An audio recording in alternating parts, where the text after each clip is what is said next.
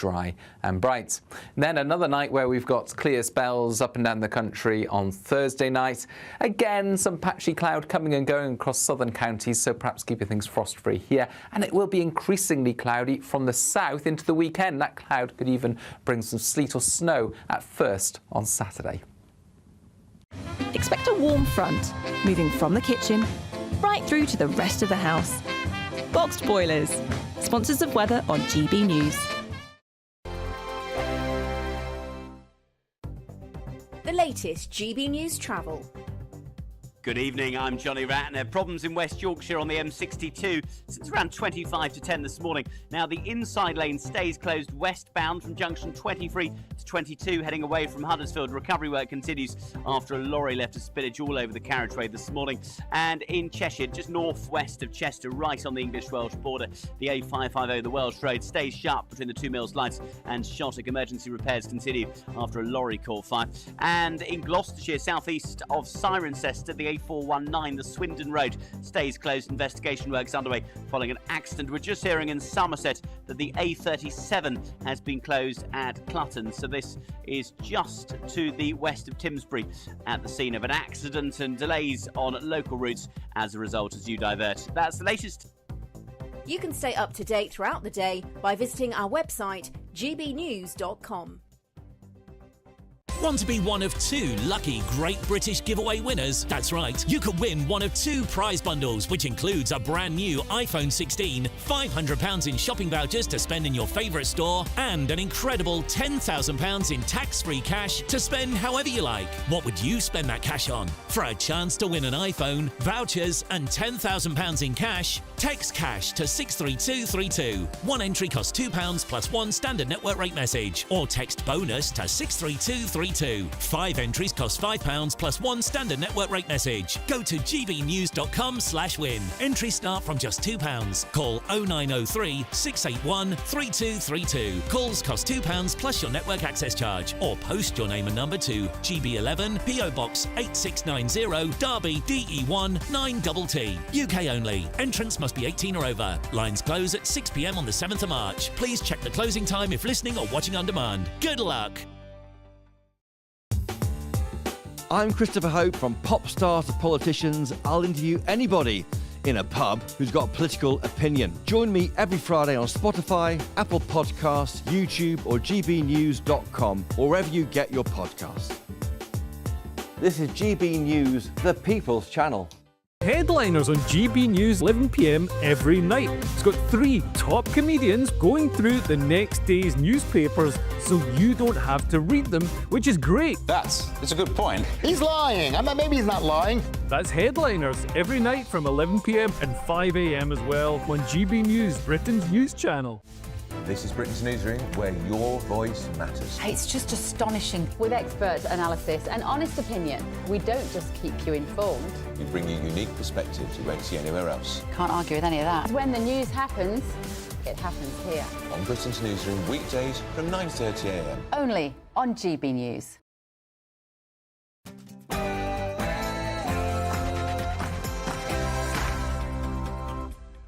Hello there, it's 6 o'clock. I'm Michelle Dewberry, and this is Dewbs and Co. He was discharged effectively as a ticking time bomb. Yeah, a ticking time bomb released into the community. That was a lawyer there speaking about Valdo Callaghan. You remember him, about the murders in Nottingham. A big press release coming out about that one. We'll look at it. Also, today, another failing. I mean, how many times do we have to hear lessons have been learnt? This time, Axel Rudicabana and the Prevent programme. How on earth do you think we can stop these things happening, if indeed you think that we can? And the Chagos Islands, why on earth are we considering sending £18 billion, apparently, to somewhere that we already own? You tell me. And Nigel Farage says that cancelled local elections are a one-way ticket to a dictatorship. Do you agree?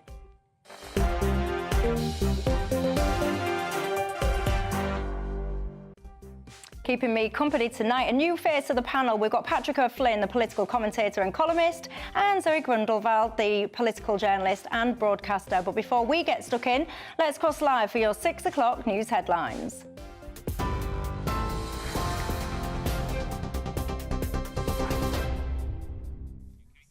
Michelle, thank you. I'm Katie Bowen. These are your latest headlines from the GB newsroom. The government's counter-terrorism prevent programme prematurely closed cases into Southport killer Axel Rudakabana. That's according to the Prevent Learning Review published this afternoon. Outlining the findings in the House of Commons, Security Minister Dan Jarvis has told MPs that the government has begun an internal review of the prevent thresholds and has accepted all 14 recommendations for improvements in the Prevent Learning Review. The review found that there were 15 contact points between Rudakabana and public services, including Prevent and the police, over the years.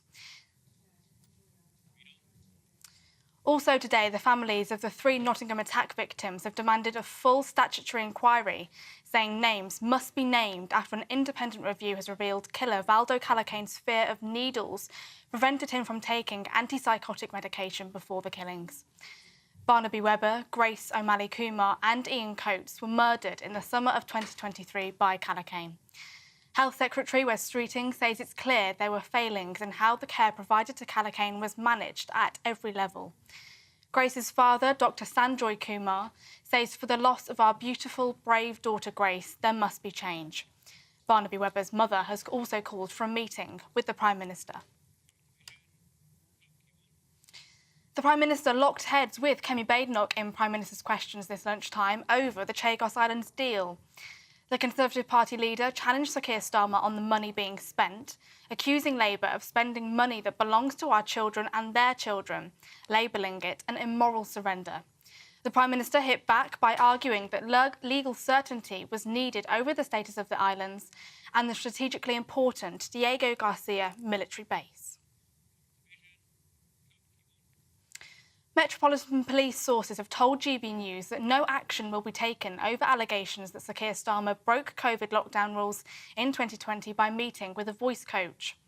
A Metropolitan Police spokesman said in a statement the specific legislation that will be used by police forces dealing with alleged offences during COVID has a 3-year deadline for initiating proceedings.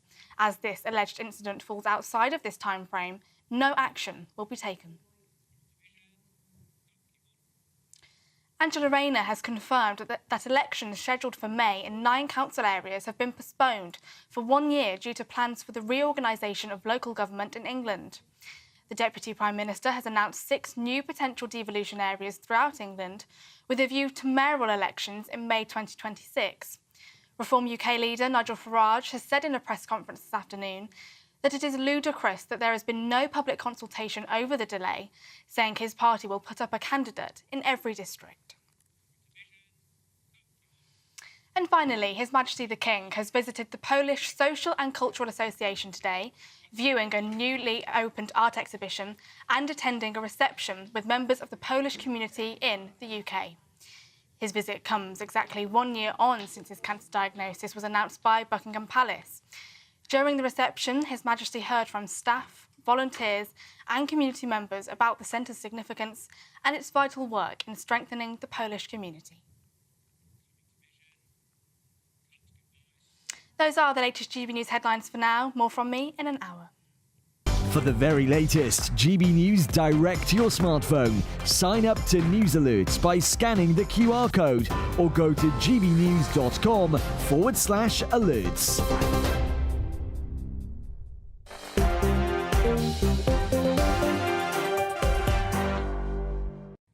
Thank you very much for that, Katie. My name's Michelle Dewberry. This is Dewbs and Co, and we're with you until 7 o'clock tonight. Alongside me, a new face. We like those on Dewbs and Co, don't we, ladies and gents?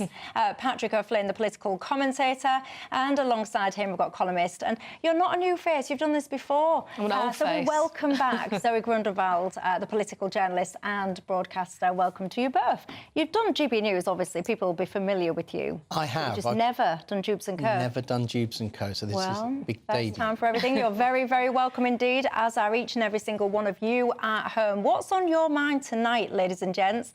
There is a lot that we need to discuss, and you can join the conversation all the usual ways. You can email me, gbviews@gbnews.com. You can go to the website, gbnews.com/yoursay, or, of course, you can tweet and you can X me. But wherever you are, as I said, you're very welcome. Now, lessons learnt. How many times have you heard that phrase? If I had £1, for every single time that I'd heard it after some kind of catastrophe, I would have retired about 10 times over by now. And today is no different, because we've had not one, but two major announcements about two completely different, significant failures. Let me cross live to our Home and Security editor, Mark White. Good evening to you, Mark.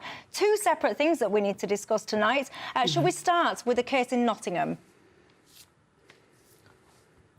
Yes, indeed. The case of Valdo Calacane, of course, who stabbed to death those two young students, Grace O'Malley Kumar and Barnaby Webber, and then went on to stab to death 65-year-old caretaker Ian Coates. Now, that man himself was a paranoid schizophrenic. He had been diagnosed as such. He had been, in fact, on 4 separate occasions committed to hospital for mental health treatment. But it was out in the community where that mental health treatment lapsed. There didn't appear to be any proper care and attention to ensuring that Valdo Calacane took his antipsychotic medication. And in fact, 9 months before he carried out those stabbings in Nottingham, he had disengaged completely, no contact with his GP, no contact with his caseworkers, and clearly he hadn't been taking his medication, because on the occasions previously when those mental health care workers had met with him, they knew that he was not taking his medication. They discussed the potential for giving him a longer lasting antipsychotic that would be injected. He had expressed a desire not to be injected, and he acquiesced to those concerns that he had. But in doing that, then he was not medicating at all. He went on a further downward spiral and, of course, had been also responsible for a number of violent acts leading up to the killings of intimidating and assaulting his neighbours, of assaulting the police. But despite what was known about just how dangerous those individuals this individual was, he was in the wilderness, effectively cut loose by the mental health authorities in Nottingham. Yeah, indeed. As we've just been hearing, I played that clip at the top of the show where they said it was essentially a ticking time bomb that had been released into society. The other major story out today, another one of failure and lessons learned, Mark White, is the Prevent one. Axel Rudicabana, tell us more. Well, Axel Rudicabana is another individual who was known to multiple local authorities in the run-up to the horrific Southport murders that he committed. He had been referred to the Prevent Counter-Extremism programme on 3 separate occasions from 2019 to 2021 because of the extremist tendencies that he was showing and a fascination with mass school shootings. In fact, his first referral to Prevent came not long after he was excluded from his high school in Formby in Merseyside for carrying a knife in the school. And he admitted, actually, that on 10 separate occasions he carried a knife into his former high school. He was then sent to a special school. During his time at the special school, he was on the internet researching school massacres. He'd spoken about his fascination with the Manchester Arena bombing, his desire to carry out a mass stabbing. But in being referred to the Prevent programme, they were, it seems, overly fixated with trying to find an ideology that they could sort of pin on him to refer him further up to what they call channel, the next stage in that counter-extremism process, where they could then have active monitoring of this individual and more proactive efforts to try to steer him away from violent extremism. But because they couldn't attach any kind of a label to him, they found no fixed ideology, Prevent felt that it couldn't intervene, and he was basically referred on to other organisations, other local agencies, who did pretty much the same as well, just passed the buck, passed the parcel from one agency to another, until, of course, we had that very horrific event that unfolded on the 29th of July last year. I mean, it's absolutely sickening. I can't imagine what any of the parents and wider family must experience and feel when they hear some of this stuff. Mark White, Herman Security Editor, thank you very much for that commentary. I've got to say, you know, when he was just talking then about Valder Callicane, and Mark was explaining that actually that there could have been this longer-lasting medication that was available. And, you know, the bit that really stuck in my mind is the lawyer were explaining this morning. They had a big press conference, and the lawyer said that one of the reasons they didn't administer this medicine was essentially because Valder Callicane was scared of needles. I mean, excuse me? So you let some guy that's clearly a risk to people wander the streets, and your kind of justification for doing that is you don't want to upset him with a needle, with a syringe. I mean, how do people even stay in their jobs? I don't mean to be, you know, I know people try their best. I know that they take on these jobs because they want to do the greater good or whatever it is. But how do you look in the mirror when you go to bed on the night and think to yourself, those people were slaughtered? And you know what? You went home that day and said, oh, you're frightened of needles, are you? Oh, OK, go on then, off you pop. I wouldn't be able to live with myself. I would feel absolutely devastated. And that's why we do need a lot of these inquiries. We need to get to the bottom of it, and we actually need some proper, lasting accountability. Anyway, look, Shadow Home Secretary Chris Philp, he's been speaking out about some of this stuff. Let's take a listen. He confirmed that the inquiry will also consider what mental health interventions may have taken place, and indeed whether power should have been used to section and detain the perpetrator in this case. And that's particularly relevant because just today, Madam Deputy Speaker, we saw the NHS report into the psychotic triple murderer Valdo Callicane, where similar issues around mental health detention arose. Both Radu Cubana and Callicane could potentially have been sectioned and detained, and if that, under the Mental Health Act, and if that had happened, perhaps these murders could have been avoided. Look, let's start, shall we, with Prevent and Axel Radu Cubana. I'll come on to the Valder Callicane fellow in a few minutes. But what do you make about what you've been hearing, Patrick, about the Prevent side of things? Well, it's almost unbelievably lax for someone to be referred 3 times, to be researching what he was researching and known to be at his pupil referral unit. He'd brought a knife into school. I think he'd attacked, from memory, another pupil in the school with something like a hockey stick. So he was known to be translating his thoughts into deeds on a bit of an escalating staircase, if you like. You know, people say we need public inquiries.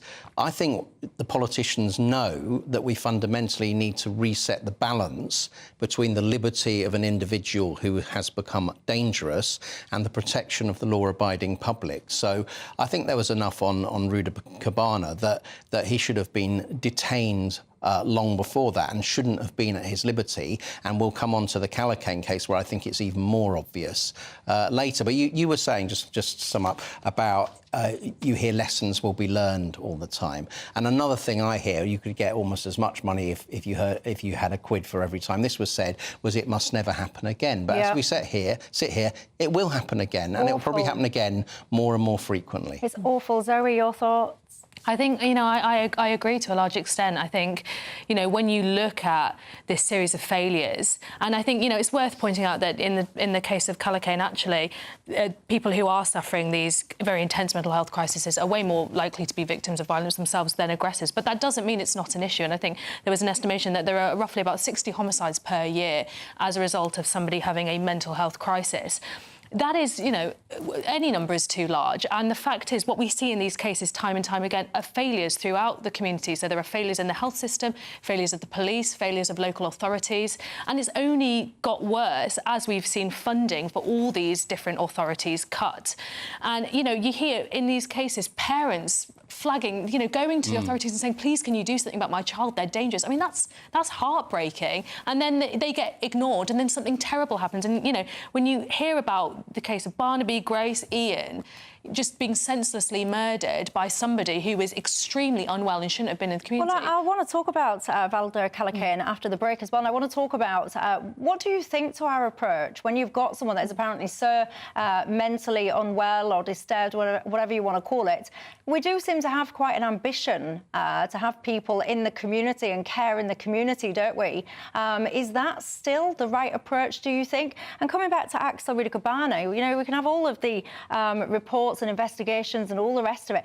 And I mean, some people might think I'm a little bit cruel, so I do apologise, and I don't have any information. I'm not alluding to anything. It's just an open question. I can't help but wonder if this was my son, aged 13, that was getting referred to different places, that we had so many kind of interventions from police and whoever it was. I do wonder the role of the parents in some of this. It's all well and good talking about all of these, you know, second kind of arm's length institutions, the police or whatever.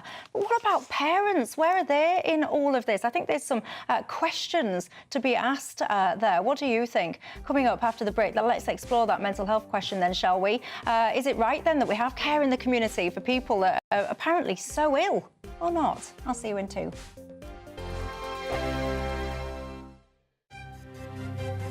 GB News Breakfast, every day from 6 a.m.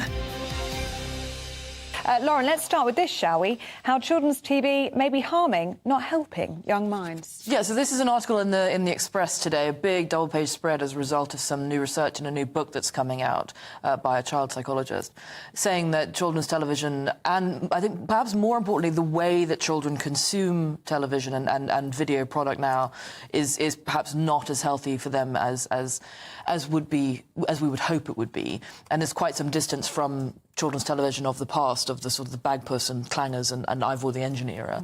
And I think what's interesting about this is particularly the how children's television is consumed angle, because children are now put in front of screens significantly more often than they were, certainly when I think we were growing up. The content that they are consuming is not great for their brains and their learning and development, which Floella Benjamin of children's television fame is now leading a big crusade to say that some of this is really, really bad for children. These days, they're not watching the TV that we all watched when we were growing up. They're not even watching GB News in the morning. What are they thinking? Would you believe it? But they are watching this absolute drivel all day long on YouTube, and because obviously all our TVs are now connected to the internet, or they're getting TikTok on their TV. It's not even, so they don't even necessarily have to have smartphones or iPads. They can just watch this stuff on TV, and it is rubbish. They are watching it and they're obsessed with it. Oh God, Skibbity Toilet or something. Have you heard of this? No. No? Well, you'll have viewers who have got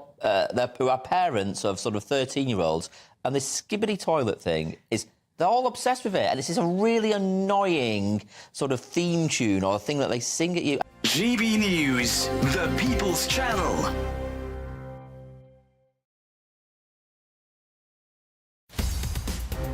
In the GB Newsroom, we bring you the news as it happens. With our team of dedicated journalists across the UK. We're ready to keep you up to date with what's happening every half an hour, every single day.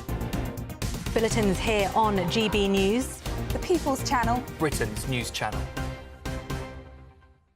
It's Patrick Christie's Tonight, and here we do things differently. It's explaining the absolute madness of this, doesn't it? It's explosive. I mean, this is very good. It's lively. 850. Your government sat there, Sean, and it did nothing. It's controversial. And the Middle East has been in turmoil since before I was born. It's everything you need to kickstart your evening. Everyone's had their Weetabix tonight. I love to see it. That's Patrick Christie's Tonight, weeknights from 9 p.m.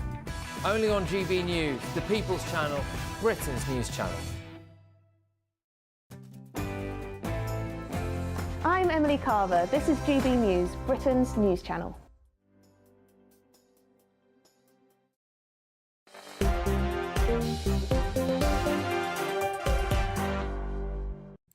Hello there, I'm Michelle Dewberry. This is Dewbs and Co. We're with you till 7 o'clock tonight, alongside me, Patrick O'Flynn and Sir Grundleval Remain. Now, I want to talk to you about not one but two catastrophic failures. We've just been hearing about them both from Mark White, but I want to explore the horrendous situation that took place in Nottingham. At the top of the programme, I played you that clip from a lawyer saying that basically a ticking time bomb was released into society. Let's listen, shall we, to the rest of that clip.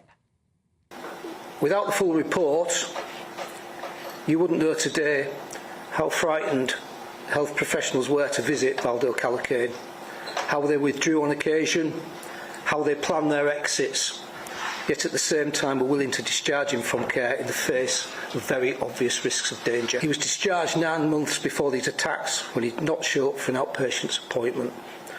He was left to the general public to cope with. The NHS washed its hands of him. He was discharged effectively as a ticking time bomb.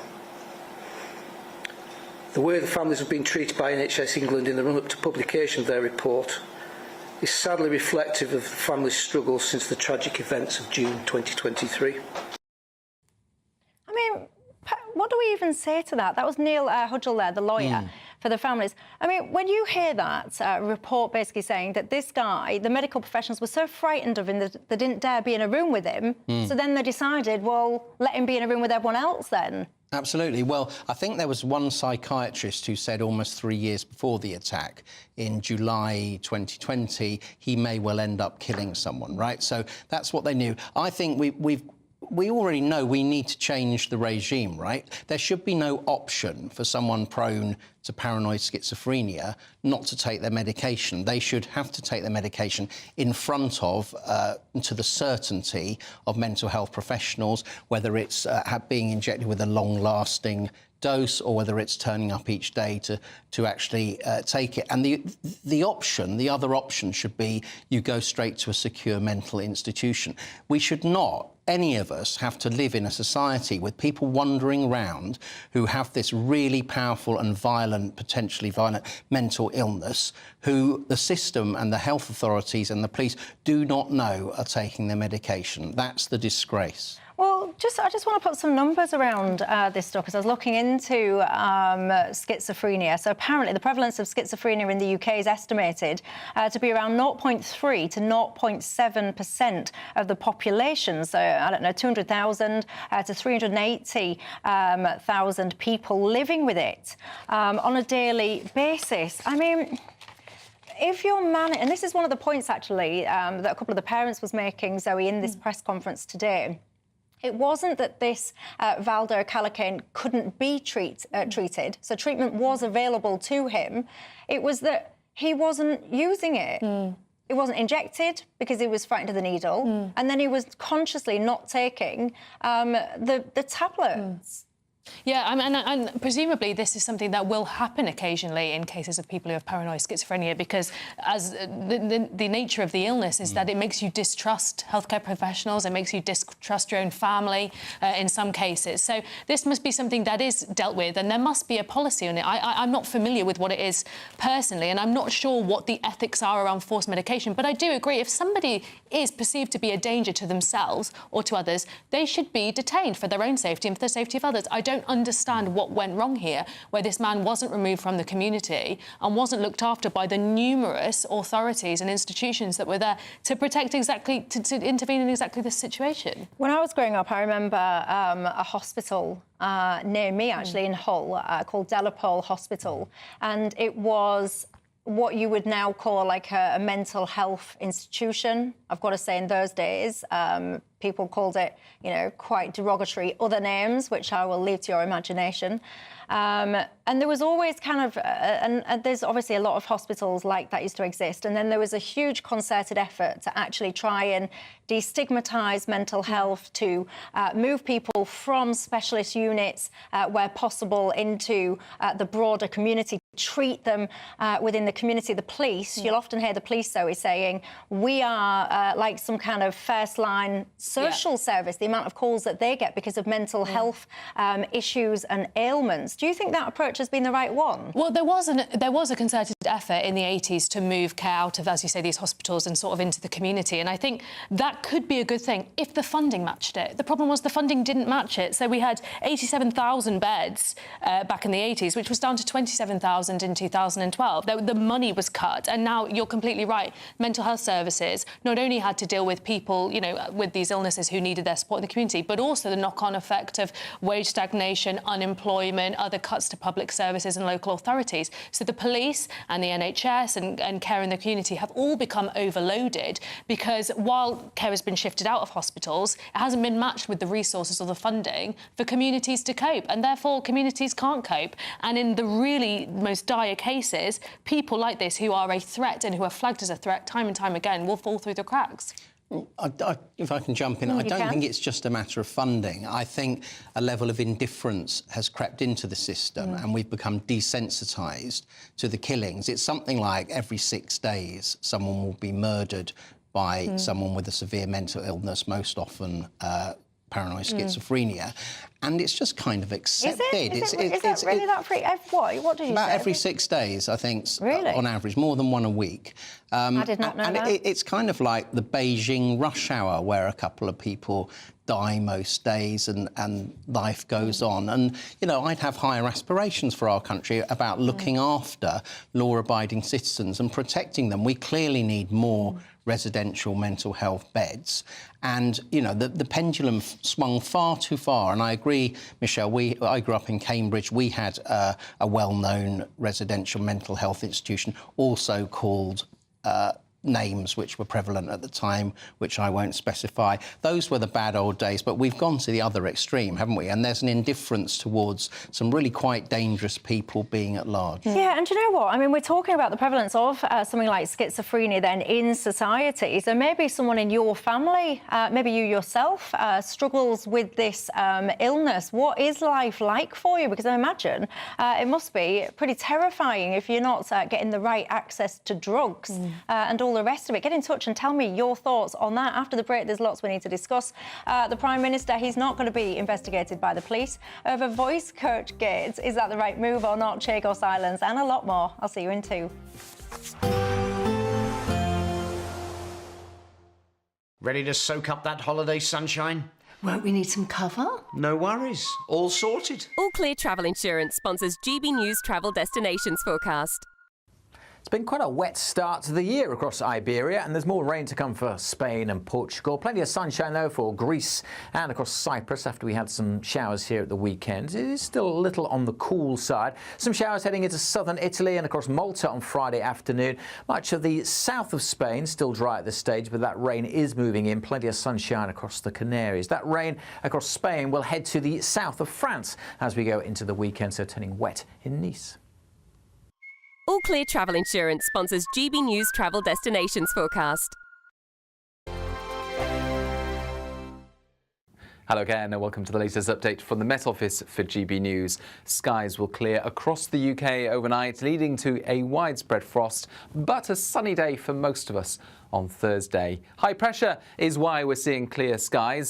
Sunshine has been prevalent across England and Wales. We've seen showers further north, but as that high pressure builds in from the south, skies will clear up and down the country. Just some patchy cloud there for the Highlands and a bit more of a breeze for the north and west of Scotland, perhaps along the south and southeast coast of England. Otherwise, with light winds for the vast majority and those clear skies, we'll see a widespread frost. Temperatures in main urban areas, -1 to 1 or 2 Celsius, but in sheltered parts of the countryside as low as -5 Celsius first thing. So it will be a chilly start to Thursday, but look at this, plenty of sunshine across the map there. Just some patchy cloud running into Kent, and there'll also be some patches of fog and cloud here and there elsewhere. But for the vast majority, it's just going to be a chilly and frosty but bright start to Thursday. Bright blue day follows with plenty of sunshine remaining. Any fog patches that we'll see in the morning will burn away during the morning into the lunchtime period. Patches of cloud here and there, and increasingly so across East Anglia and the southeast, so less sunshine by the afternoon in these locations. A bit more of a breeze coming in as well. That breeze will make it feel cold, but on the whole, temperatures around average for the time of year, 7 to 9 Celsius.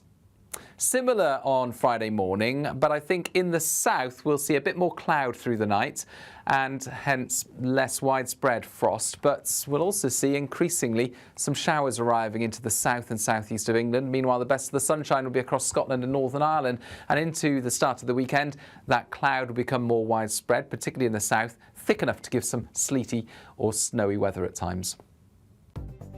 The latest GB News travel. Good evening, I'm Johnny Ratner. Long delays continue heading west through West Yorkshire on the M62. The inside lane remains closed from junction 23 to 22, heading away from Huddersfield. Been the case since around 25 to 10 this morning. Recovery work continues after a lorry left a spillage of oil all over the motorway. And right on the English-Welsh border, northwest of Chester, the A550, the Welsh Road, is partly blocked now. Emergency repairs continue after a car caught fire between the 2 mill slides and shot a bit really slow past the scene. And in Gloucestershire, southeast of Cirencester, the A419, the Swindon Road remains shut. Investigation work continues following an accident. In East Sussex, the A26 remains shut northeast of Maresfield following a serious accident. And there are delays of an hour on trains through Cornwall heading west from Parr to Truro after a lorry hit a bridge at Parr. That's the latest. You can stay up to date throughout the day by visiting our website, gbnews.com.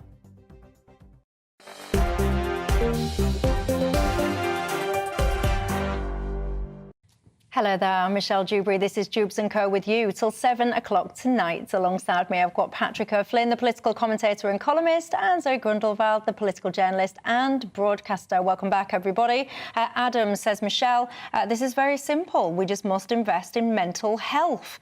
Yes, but then if we want to put more money into mental health, we've got to take money from somewhere. Where should that be? I can hear a lot of you shouting at the screen with your suggestions of where we take the money from. Lots of you, Jeff, you're saying, Michelle, some of these failures, the names of the people that failed, the names should be made public. So all of the professionals that have failed, whether it's in Prevent or whatever, we should know who they are, says Jeff. Do you agree with that?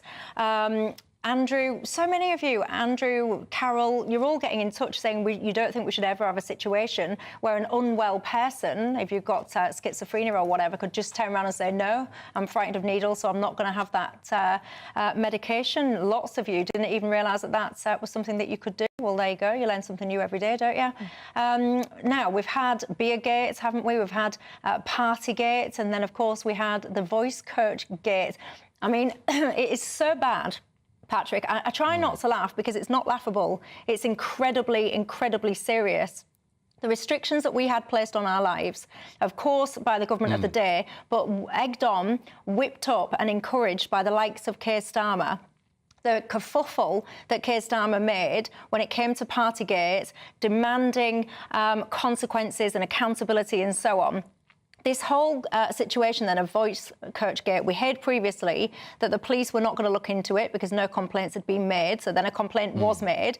Now what the police have said is that they're not going to progress investigating this because essentially the time period, the statute of limitations has now passed. So what do you think should happen next, if anything?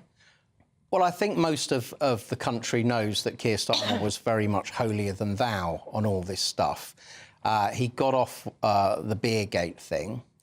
This seems to be on a technicality the police aren't going to carry on through. I have to say, in Prime Minister's questions, he sounded almost affronted that anyone was questioning him, saying, I was working, it was different. But I think you're right. I think Keir Starmer and the Labour Party pushed for ever more stringent lockdown measures, and it seems to me that he's applied different rules to everyone else, particularly to Boris Johnson, than he was abiding by himself. So I think it stinks. It's two-tier Keir again, but I don't really see it shifting votes one way or the other. I think most people have made their minds up about it. Do you? Zoe, what do you think?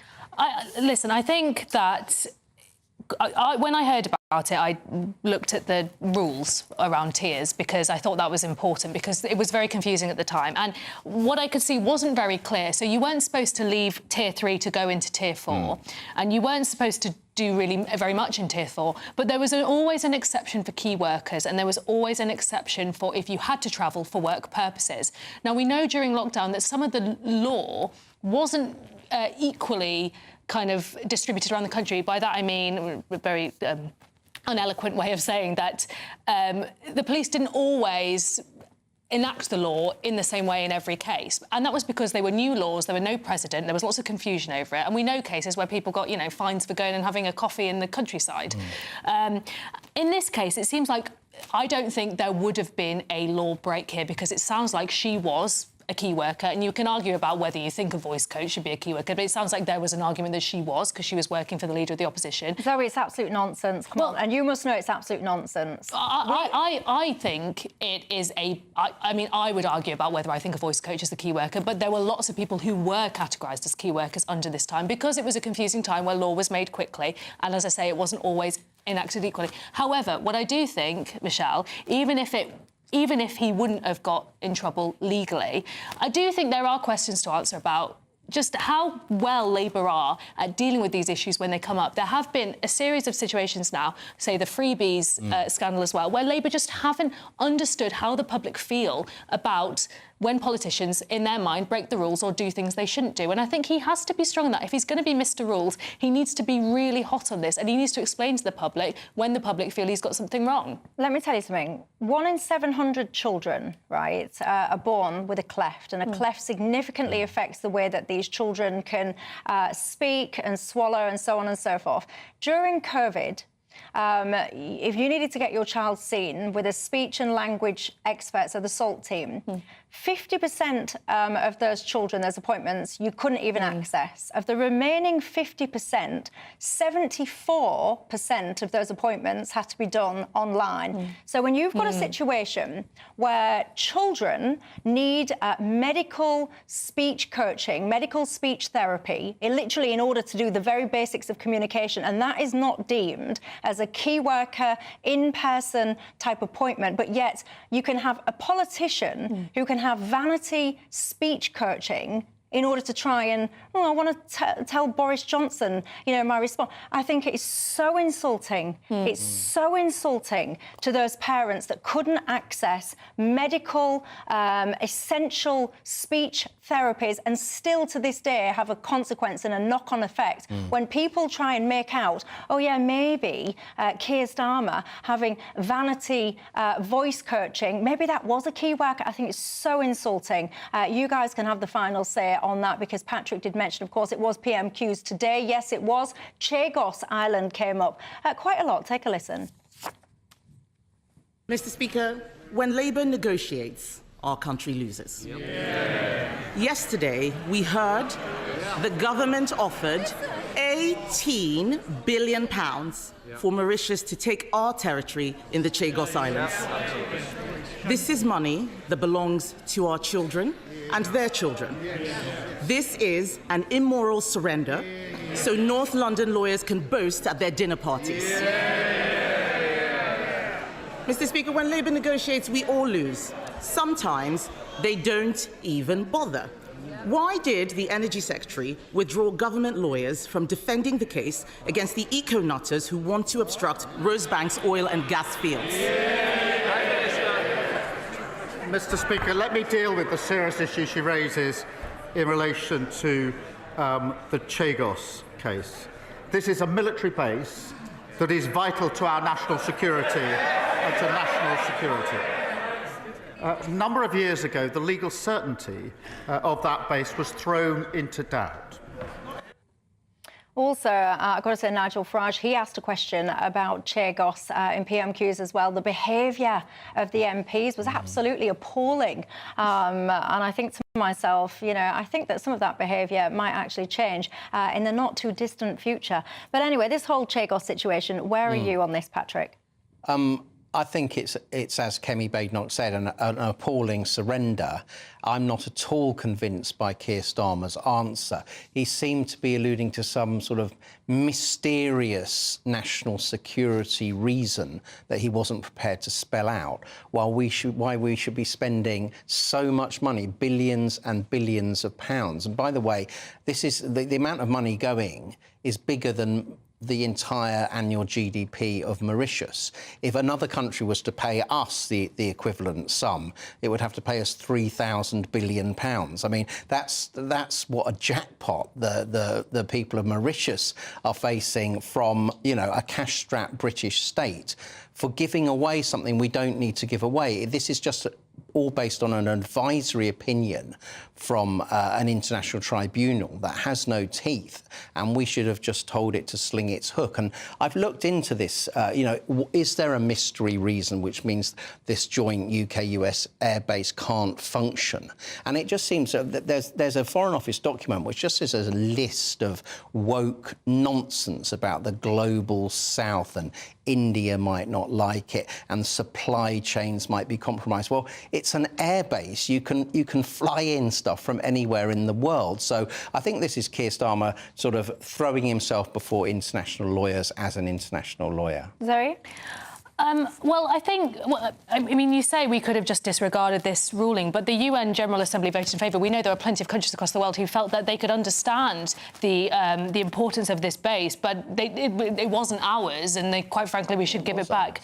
I can see why Starmer would want to lease this and have a watertight legislative kind of arrangement with this base, because it is important of national security, and at the minute it is, you know, we're basically kind of squatting there. But the issue is obviously the money, and what I would say about this is this whole thing feels very shambolic. You know, originally, I mean, seeing Kemi Badenoch jump on it, I mean, it was the Tories that began the negotiations for the deal, so I think it's very opportunistic. This isn't just a Keir Starmer pet project. This is something that's been in the works through successive governments.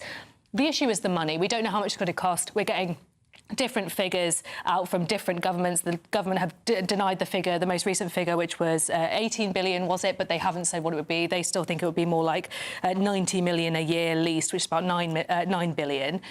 But, you know, the other issue is this is just not a way to do kind of foreign treaties and foreign agreements. You know, if it is of this most important, I think it should be discussed in Parliament. We should have MPs talking about it. Perhaps it should even be put to a vote, I would say. What I don't think is right is that this has become a political football between the Tories and Labour, when it clearly is a base of huge national importance, international importance, and for the US as well. I mean, I don't understand what the US's role in this is. The US-UK military base. Why isn't the US paying anything? I don't understand that part of it either.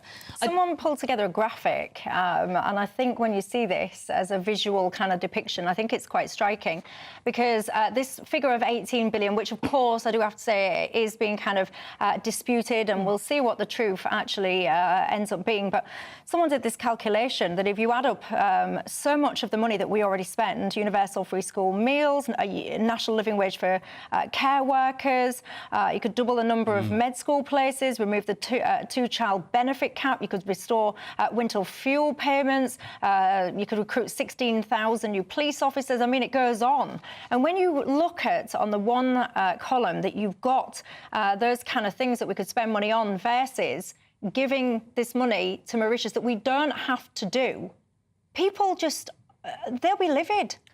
So is that over the 99-year period? No, this is the cost of, if you take a cost of an £18 billion, just as a cost, you look at £18 billion, and then you look at actually what could you have spent £18 billion on, it's the other stuff in the other column. But it's over 99 years, isn't it? But it's getting front-loaded, isn't it? So the biggest payments come early. Yes, that's true. But that, again, is the figure that the government are disputing. That arrangement is what the government are disputing. No, I understand that, I do.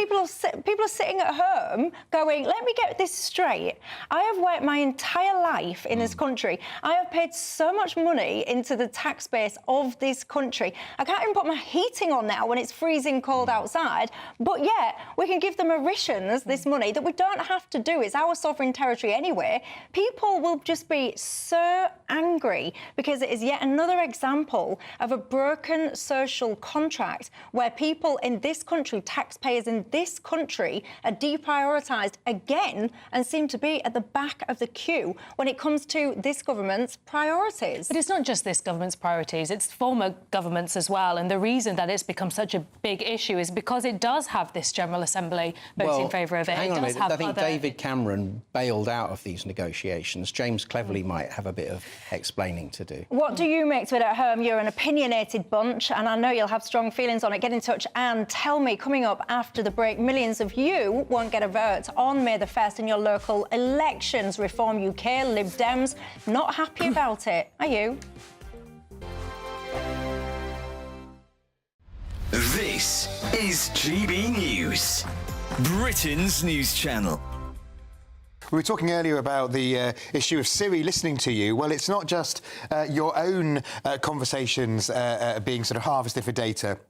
But it's a problem with AI. So what seems to have happened yesterday is that Apple issued a alert saying that Luke Littler had won the darts before he had. I mean, imagine what would, if he then gone on to lose, how that would have looked. I mean, obviously, because he went on to win, at least they got the story right. But before it had happened. So what it seems to happen is that the AI farms existing stories. And what it has done, that's the alert. We can see the alert there.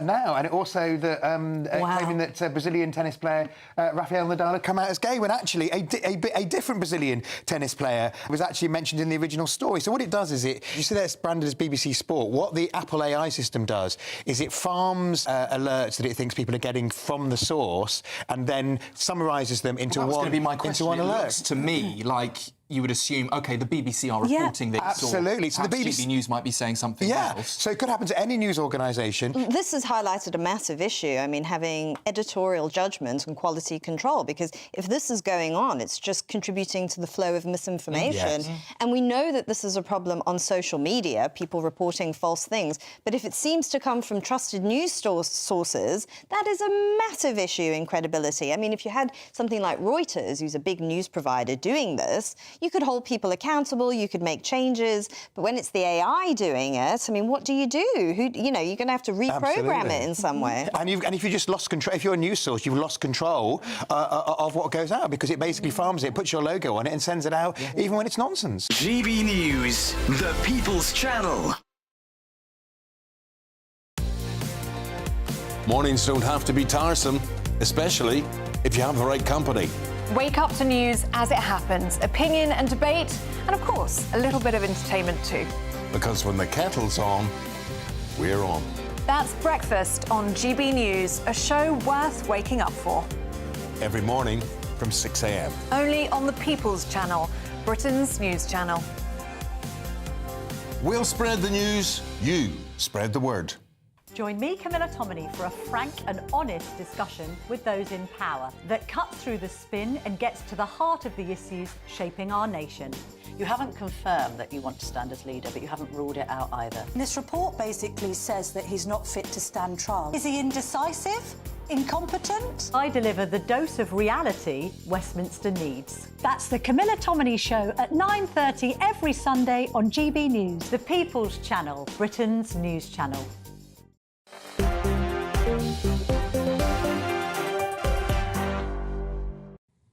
Hi there, I'm Michelle Dewberry and I'm with you till 7 o'clock. Patrick O'Flynn and Zoe Grunwald remain alongside me. There's not a lot of love for the deal that's currently being cooked up when it comes to the Chagos Islands. That's how I would summarise your sentiments on the inbox at home.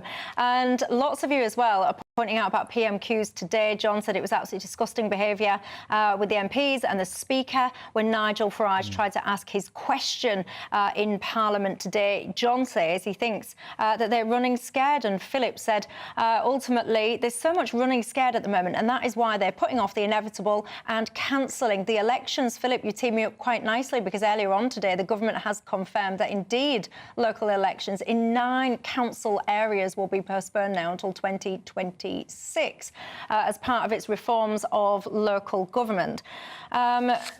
Nigel Farage, Reform UK, not happy about this. The Lib Dems, not happy about this. Many people saying it's basically, it's almost akin to a dictatorship. Where are you on this? Well, I think it's extremely shoddy to cancel elections 3 months almost to the day from polling day. And I think that does smack of an establishment stitch-up where insurgent parties who might have been spending money, preparing campaigns, expending a lot of energy, and suddenly the rug is pulled out from under people. And I'm not convinced by this argument, oh, well, some of these councils will merge a year or two down the line. You can have truncated terms of office. Actually, voting is very important. There was a revolution on the basis of no taxation without representation. Now, most of these councils are jacking up their council tax 5%, running overtime. And the idea that the settled will of the people is the same as it was 4 or 5 years back in this country, we know how volatile things are. So I think it is very shoddy, and I'm largely in agreement, oddly enough, both with Nigel Farage and Ed Davey for once. In case you're wondering, East Sussex, West Sussex, Essex, Thurrock, Hampshire, Norfolk, Suffolk, Surrey and the Isle of Wight. That's the 9 places. Zoe, your thoughts? Yeah, I suspect it is a little bit kind of mutually convenient. I mean, it has been known for a while that local elections, that there has been discussion over local elections for a while because of the government's devolution plans. But I do think that there probably was a bit of a wink and a nod between the Tories and Labour about, you know, maybe it doesn't really benefit us to go ahead with these elections. Neither of us are really ready. We've got devolution coming up. And I don't know if it's necessarily a concern about the threat of reform or just a worry about taxpayers' money, wasted elections and threats from the Lib Dems, from other parties in those areas as well. I mean, obviously reform will be one of them, but... Yeah, I mean, I was looking at an element of polling on this earlier on. Thurrock apparently expected reform majority, Essex the same. I mean, you just go on. East Sussex, that was supposedly a Lib Dem majority. So when you look at these, I mean, you imagine being Reform, you imagine being Nigel Farage, your party's got the momentum because of hard work, because of people out there banging the drum, trying to get their voices heard. And then you've got people in those areas that are saying that whether it's Yes Reform UK that I want, or whether it's Lib Dems that I want, or whoever, quite frankly. And often people will say, well, we're in those areas, we've not even really been consulted in terms of some of the reform and the restructuring that's going to take place anyway. I mean, those voters are going to be incredibly disillusioned with politics and angry. Yeah, so one of the things Rayner says is that it would be a waste of taxpayers' money to hold these elections if there was going to be merging or some of the councils would cease to exist after the devolution plans. I think she needs to set out a bit more what sort of money we're talking about, how much money would be saved, and how particularly these councils are going to change. Because I think you're right, otherwise people are going to say, well, hang on, why am I denied the right to vote just because my council may potentially merge a couple of years down the line? I think in these times it's really important to be transparent and to be really honest. And I think people, you know, people need to be able to vote in their local council elections. We know that a lot of local authorities are in trouble. We know there's lots of different things that people, you know, that the local elections specifically deal with that general elections don't. And so I think it is important to go ahead with them when they can. However, if it is the case that it would be a complete waste of time, I think that needs to be spelled out more, because otherwise you are going to get other parties crying foul over this. Of course. And this whole notion of, oh, it's a waste of money, I don't know how you dare. We've just been sitting there talking about sums of 18 billion last night on my programme. If you were watching, you'll remember 141 million pounds we were talking about has been given out on treats, essentially, for migrants and refugees, asylum seekers, circus skills, DJ lessons and stuff like that. So I don't know how you dare look at people with a straight face and go, well, when it comes to ensuring democracy, better not waste a few quid there. I completely agree with you. I'm massively unconvinced that Angela Rayner is really worried about a few tens of millions to give people the basic right to vote when they're throwing our money around like confetti on their pet causes. And I think it's much more suits Labour to have lame duck Tories from a high watermark 4 years ago, you know, overextending their mandates than an illustration of the sort of dynamic threat posed principally by Reform UK. And I agreed with your viewer who said the Labour MPs, the way they were towards Nigel Farage when he asked his question in PMQs, to me, that spoke of panic. Well, did it speak of panic to you? And are you in those areas? And if so, how do you feel about all the goings-on? That kind of ranting that I made earlier on about that voice coaching. Yvonne, you've got in touch, said, my husband, it wasn't just children, Michelle, my husband had to have his speech therapy online. He's got dementia. He found it impossible, wouldn't participate, and he is now completely non-verbal. And this is what I mean. If you didn't find in-person speech therapy essential for those kind of medical needs, it should never have even been considered to be essential for vanity reasons. It's absolutely shameful. That's all I've got time for. Take care, everyone. Have a good night. I'll see you tomorrow night.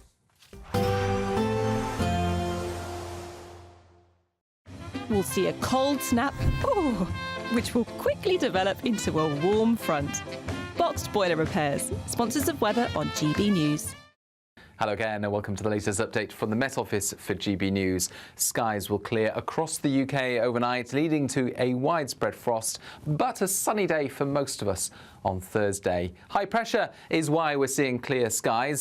Sunshine has been prevalent across England and Wales. We've seen showers further north, but as that high pressure builds in from the south, skies will clear up and down the country. Just some patchy cloud there for the Highlands and a bit more of a breeze for the north and west of Scotland, perhaps along the south and southeast coast of England. Otherwise, with light winds for the vast majority and those clear skies, we'll see a widespread frost.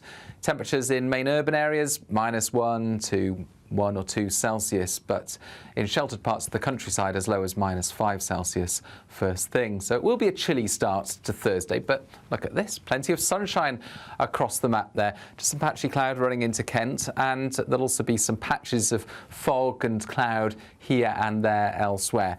But for the vast majority, it's just going to be a chilly and frosty but bright start to Thursday. Bright blue day follows with plenty of sunshine remaining. Any fog patches that we'll see in the morning will burn away during the morning into the lunchtime period. Patches of cloud here and there, and increasingly so across East Anglia and the southeast, so less sunshine by the afternoon in these locations. A bit more of a breeze coming in as well. That breeze will make it feel cold, but on the whole, temperatures around average for the time of year, 7 to 9 Celsius. Similar on Friday morning, but I think in the south we'll see a bit more cloud through the night and hence less widespread frost, but we'll also see increasingly some showers arriving into the south and southeast of England. Meanwhile, the best of the sunshine will be across Scotland and Northern Ireland, and into the start of the weekend that cloud will become more widespread, particularly in the south, thick enough to give some sleety or snowy weather at times. A nice bright morning will generate a lovely warm day, right through to the evening. Boxed Solar, sponsors of weather on GB News. The latest GB News travel. Good evening, I'm Johnny Ratner. Long delays continue heading south down the M6 through Cheshire. The inside lane on that 4-lane stretch of the motorway still coned off at junction 20 where it meets the M56 at the Lim interchange. Emergency repairs continue.